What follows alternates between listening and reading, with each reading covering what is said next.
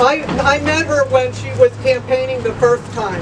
One of my neighbors gave a coffee and said, "You have to meet Rashida Tlaib." So when I met her, and she told me she's one of 14 children, and I said, "Well, I'm only one of 11." I knew that I could count on her. So Congresswoman.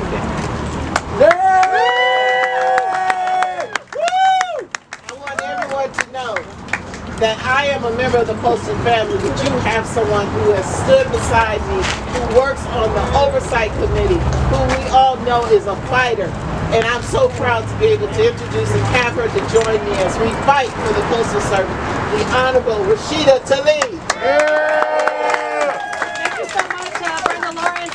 Yeah, you don't only have one, but two Michigan Congress members on the House Oversight Committee. But I want to take a moment and thank the workers, because we would have never known what was going on in the Postal Service, in the sorting stations, and anywhere, but for your courage to come forward and tell us the truth about what Postmaster General DeJoy and the Trump administration was doing.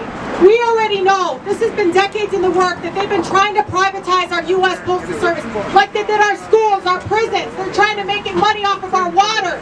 You see it everywhere. This is corporate greed at its best, right? This is where they're coming in, they're writing papers about this. They're making sure that you're not even funded properly. They're making sure that you're literally showing that you're in the red, versus the fact that this is the only agency that is required to put that kind of money forward, right? To show that you guys are somehow in the deficit. You're not.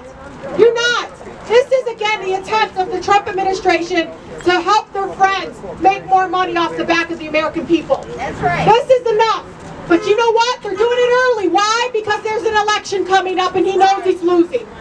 And nothing's going to stop us from speaking the truth. But I want to thank you guys, because I got to tell you, if it wasn't for the workers to tell us that the sorting machines were disappearing, if it wasn't for the workers to tell us, you know what, Rashida, they're not letting us finish our routes, we would have never known. We got calls from our residents letting us know something's going on with the mail. They knew, they saw it.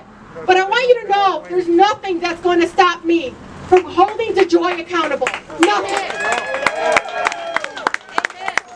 We should be afraid that the 13th and the 14th Congressional District has representatives on the House Oversight Committee, because we're going to do our homework. We're going to come in with those tough questions.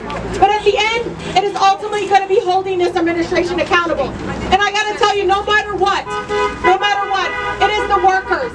It is the workers that are going to continue to be able to service all of our neighbors. And I know how difficult this has been.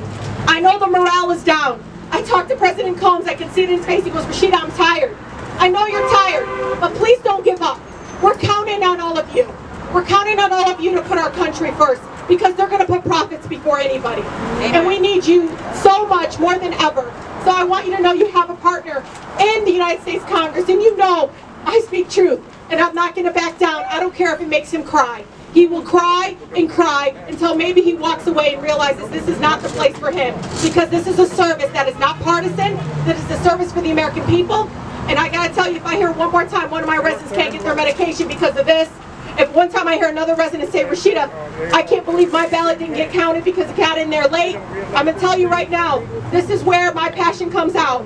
And I have every right to be angry on your behalf. I have every right to say to DeJoy, enough. It is time for you to go back to the for-profit sector, because you're in government, and government has to be about people. Thank you so much.